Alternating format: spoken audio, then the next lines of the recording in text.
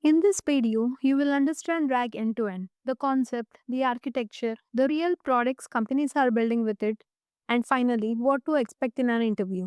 Let's get started. Before we talk about RAG, let's understand what an LLM is.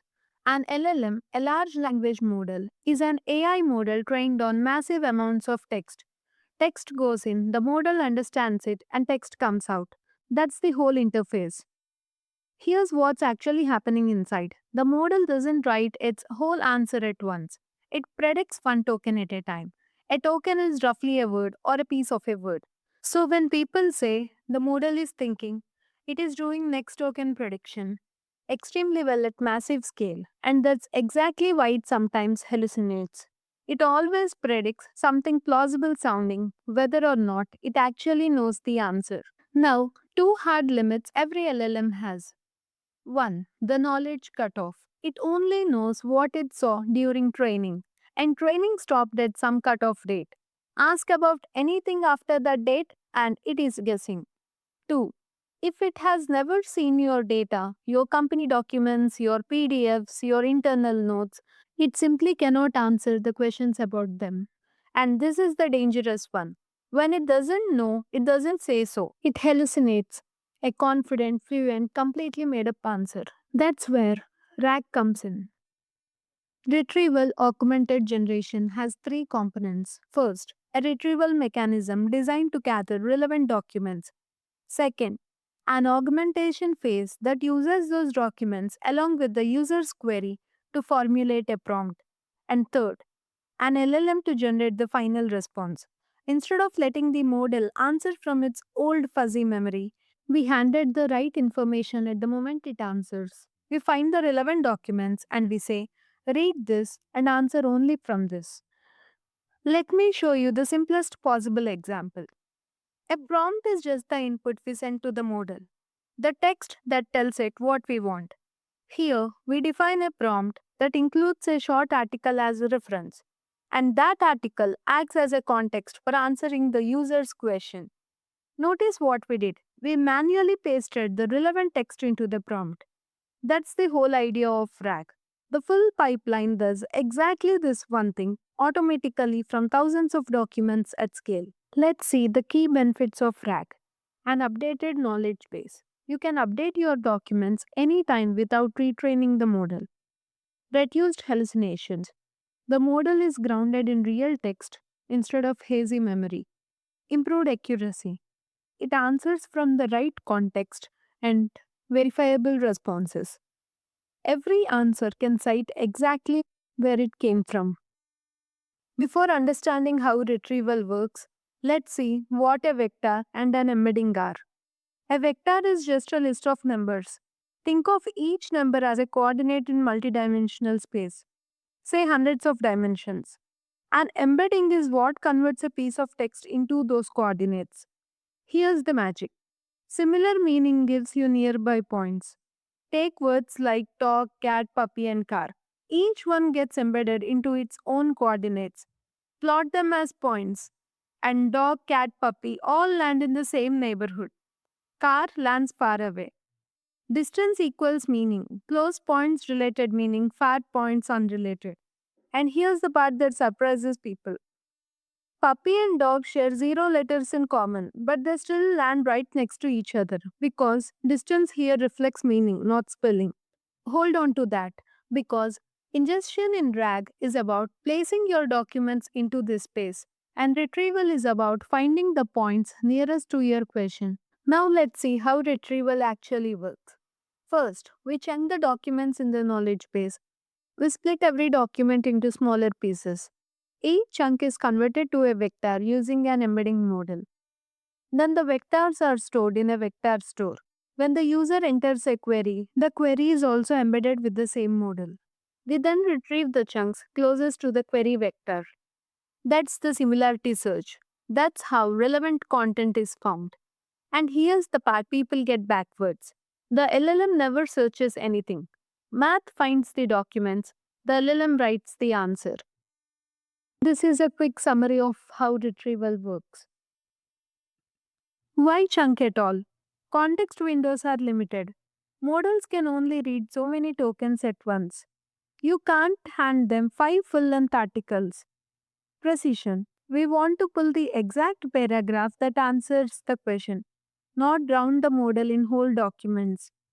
Better accuracy. The model sees only relevant information, which means less noise and lower cost. Fewer tokens processed means cheaper and faster. The trade off. Small chunks are precise but lose context. Large chunks are richer but noisier. That's why we add overlap. A small slice repeated between neighboring chunks. So no sentence gets cut in half at a boundary. After retrieval, we have two more phases. Augmentation. We take the retrieved chunks and the user's query and combine them into one final prompt.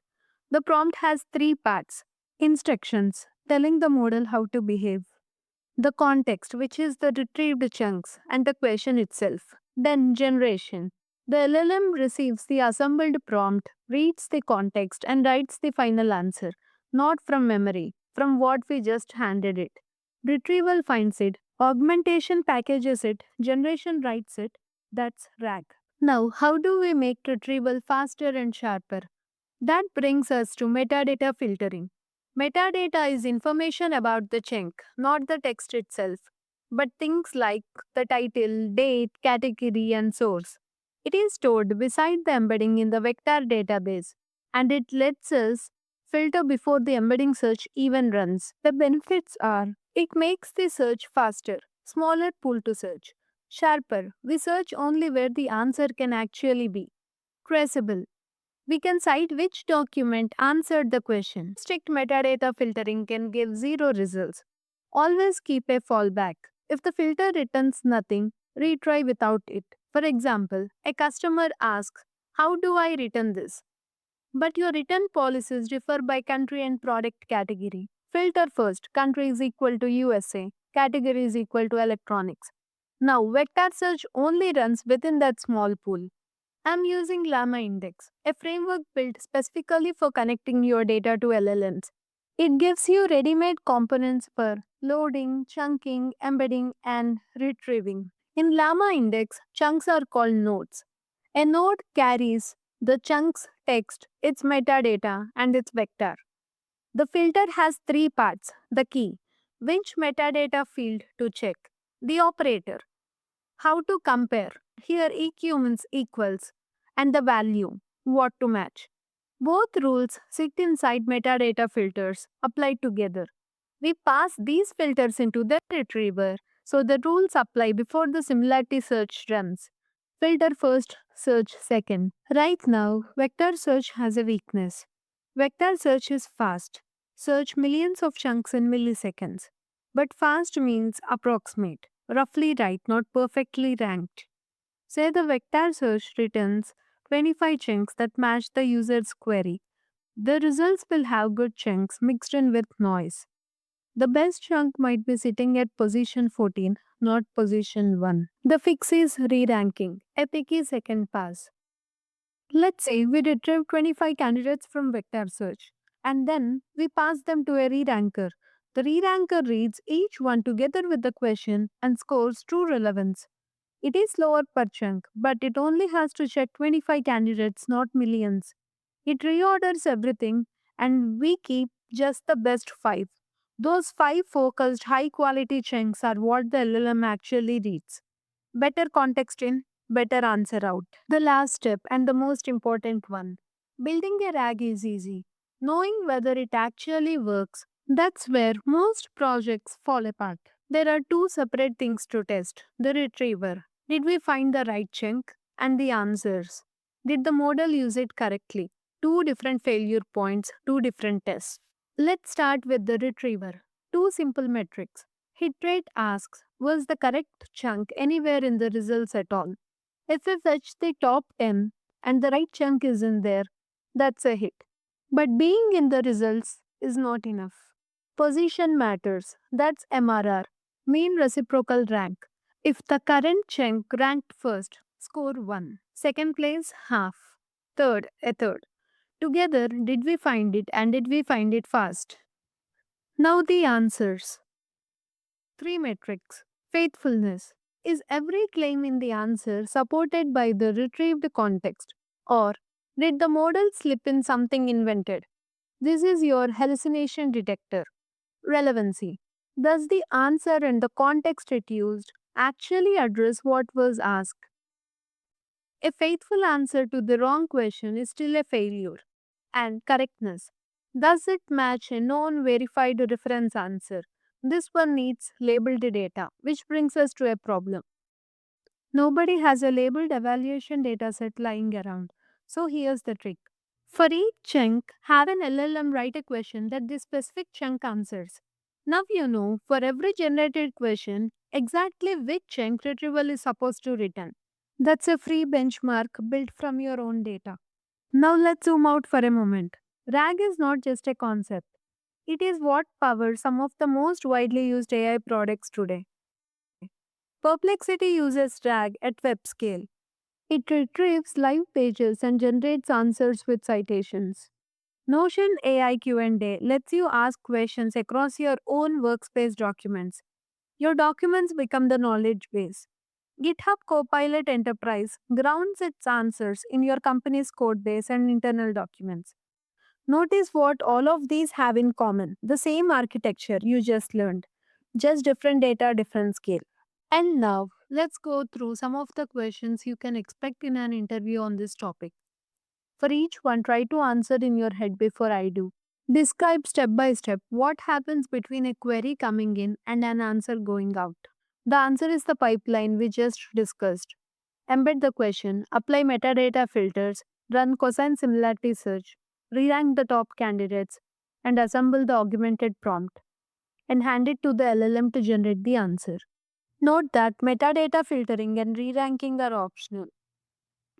What makes RAG a better fit than a plain database lookup or fine tuning? Databases match keywords, not meaning. They can't know that puppy relates to dog. Fine tuning is expensive, slow, and bakes knowledge permanently into the model. RAG lets you swap knowledge like documents in a folder, and every answer can cite its source. Walk through how source documents get ingested and made searchable. Gather your documents, chunk them with overlap, embed each chunk with your chosen model, and store vector plus text plus metadata in the vector database. How do you choose chunk size and what are the trade offs? Small chunks are precise but lose context. Large chunks are richer but noisier. Overlap protects sentence boundaries. Build your own RAG pipeline and test on your own data that beats any magic number. And once you have built your own system, you can actually explain your decisions and trade offs. What tells you the system is actually delivering good results? Two layers: retrieval metrics, hit rate and MRR, answer metrics, faithfulness and relevancy. And the trick: generate an evaluation dataset from your own chunks so you have a benchmark from day one. You swap in a new embedding model. How do you show it's actually better? Run the same eval set before and after. If hit rate and MRR went up, retrieval improved. If faithfulness held, answer quality did too. No benchmark, no proof. What guardrails keep hallucinations out of business critical answers? Grounding instructions in the prompt, re ranking so only high quality context reaches the LLM, a relevance threshold with a fallback when retrieval is weak, and faithfulness evaluation to catch what slips through. And say it plainly: RAG reduces hallucination, nothing eliminates it. How did tree ranking and metadata filtering change output quality? Tree ranking adds a precise second pass over just the top candidates. It corrects vector search approximate ranking. Filtering narrows a pool before search even happens at the risk of overfiltering, which is why we keep a fallback retry without filters. Nothing relevant comes back from retrieval. How should the system respond? Check the best relevance score. Below the threshold, fall back to an external source or an honest, I don't have enough information. Never let the model freestyle on empty retrieval. The right documents are retrieved. but answers are still weak. Where's the problem? Look between retrieval and generation. Too many chunks drowning the model, chunks cut at bad boundaries, or weak prompt instructions that don't force the model to stick to the context. Answers suddenly start going wrong.